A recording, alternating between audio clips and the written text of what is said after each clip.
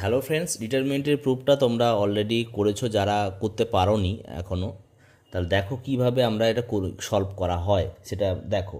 First আমি কি করছি যে এই রো R1টাকে আমি কি করছি এ দিয়ে ডিভাইড করব, R2কে বি দিয়ে, তাহলে এটা 1/a হয়ে যাবে, এটা 1 হবে, এটা 1/a হবে, এটা 1/a হবে, এটা 1 হবে, এটা 1/b, আর বিকে বি দিয়ে ডিভাইড করলে 1, এটা 1/b, আর এটা 1/c হবে, 1/c, এটা 1/c প্লাস 1 হবে, কিছুই না, সবগুলো রোকে এটাকে A1 দিয়ে, তাহলে আমি জাস্ট লিখে দিই অপারেশনটা যে R1 ড্যাশটাকে রিপ্রেজেন্ট করছি R1/a R1, R2 ড্যাশটাকে রিপ্রেজেন্ট করছি 1/b R2, আর R3 ড্যাশটাকে রিপ্রেজেন্ট করছি 1/c R3।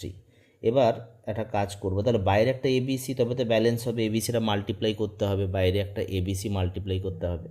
এবার দেখো ABC, এবার কি করছি সবগুলোর সাথে অ্যাড করে দেবো, তাহলে দেখো R1-এর সাথে বাকি সবগুলো নিয়ে R1-এ লিখবো, তাহলে 1/a 1/b 1/c প্লাস 1 হবে। একই রকম এটা করলে হবে 1/a 1/b 1/c প্লাস 1 হবে। একই রকম 1/a 1/b 1/c প্লাস 1 হবে। বোঝা গেছে? সবগুলোর সাথে অ্যাড করেছি, তাহলে এগুলো তো কোনো চেঞ্জ হয়নি। আচ্ছা, এইটা হবে, সরি, এটা হবে 1/b হবে, 1/b হবে এখানে, তাহলে এটা 1/b হলো, এটা হবে 1/b প্লাস 1, এটা হবে 1/b, যা আছে অ্যাজ ইট ইজ লিখে যাব, এটা 1/c প্লাস 1। তাহলে আমি অপারেশন কি লাগিয়েছি যে R1 ড্যাশটা আবার চেঞ্জ হয়েছে R1 plus R2 plus R3, এইটা দিয়ে তিনটে।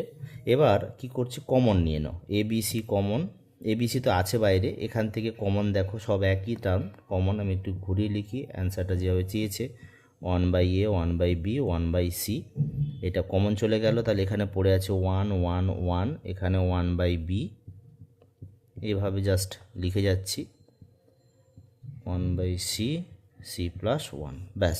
এরপরে দেখো ABC, এটাকে আরেকবার লিখতে হবে, আরেকটা অপারেশন লাগাবো আমি, এইটাকে আমি স্টে রাখবো, C1টাকে স্টে করব, করে C2 আর C3কে চেঞ্জ করছি, এটাতে এটা মাইনাস করে, এটা 0 হবে, এটা 1 হবে, এটা 0 হবে, এটা 0 হবে, এটা 0 হবে, আর এটা 1 হবে।